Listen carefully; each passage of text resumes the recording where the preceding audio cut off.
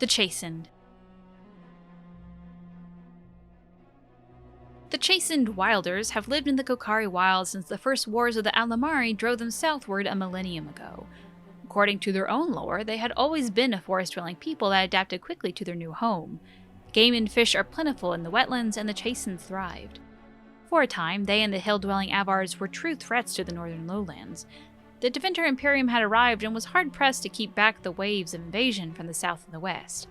The fortress of Ostagar was built specifically to watch the Chasind hordes venturing north of the tree line. It was not until the legendary warrior Hafthor soundly defeated the Chasind in the first half of the Divine Age that the question of their ability to contest the lowlands was settled permanently. Today, the Chasind are considered largely peaceful, though their ways are still primitive compared to our own. In the Kokari Wilds, they live in strange-looking huts built on stilts or even built into the great treetops.